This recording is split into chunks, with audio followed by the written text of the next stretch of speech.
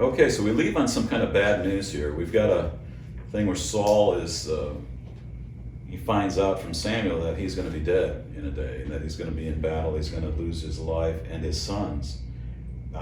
At this time, David has, if you remember, he's joined the Philistines. So David's in the Philistine army right now. And David has been going out into battle and doing things. And there comes at this point, right at the time the Philistines are going to go into battle with Israel, and it's a decisive battle where Saul is going to lose his life. All of a sudden, the Philistines lose confidence in David. They distrust him. Some of the Philistine leaders say, "What are these Hebrews doing with us?" And says, "Isn't this David? Isn't this the servant of Saul? Why is he in our army? Why is he following with us?" And the others are saying, "He's been faithful. I mean, David has been a faithful servant to us. He's not done anything that's wrong." So what we find here is that the Philistines are just going into battle. This is the battle that Saul is going to lose his life in. And you can't help but think that God has put it in the hearts of these Philistine leaders at this time to mistrust David, so that David isn't a part of actually executing Saul. See, David had that opportunity 2 other times before this.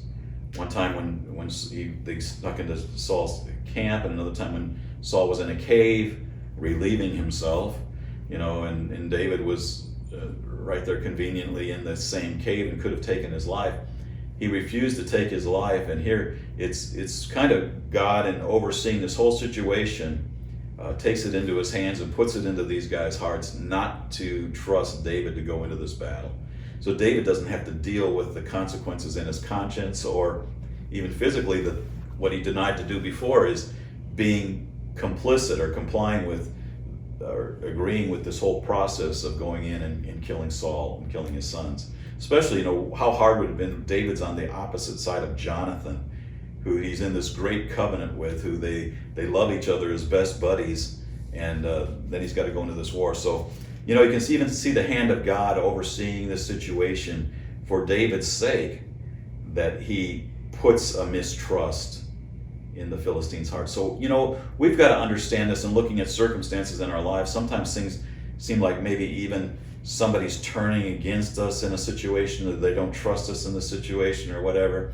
We've got to look, there's likely a much bigger plan that God's working out, and it's not just the person and their feelings or affections or whatever that have gone awry. There's probably a bigger plan in this that God's working out, and in this case it was saving David from the reproach of having to kill Saul and his sons. So we end the book of 1 Samuel, and it's through this battle. It says, verse 4 of chapter 31, "Then Saul said to his armor," Saul was injured, he's badly wounded by the archers of the other side, and he says, "Then Saul said to his armor bearer, 'Draw your sword and pierce me through with it, lest these uncircumcised come and pierce me through and make sport of me.' But his armor bearer would not, for he was greatly afraid. So Saul took his sword and fell on it. And when his armor bearer saw that Saul was dead, he also fell on his sword and died with him. Thus Saul died with his 3 sons, his armor bearer, and all his men on that day together." And so we see that the short reign of Saul as king in Israel, he's the first king, but starts out, has a nice first initial battle victory against the Ammonites and Nahash, and delivers Israel from this oppression. But after that, it's just disobedience, and really reproach, and a very, I like to use ignominious ending, shameful ending to his life.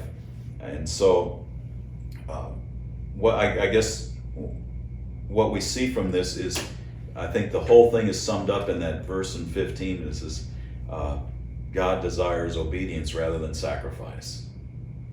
He really wants us to walk out what he says, not come up with our own idea what would be a good way to please him. Take what he says is his word, that the way he wants us to please him. Believe what he says, and don't try and come up with your own idea of what you can do that would be wonderful, like A lot of times the thing the Lord will ask us to do is something that would be very difficult for us to do, but when we do it, we find that it's very freeing. It brings deliverance to our soul. It seems like, why didn't I do that in the first place?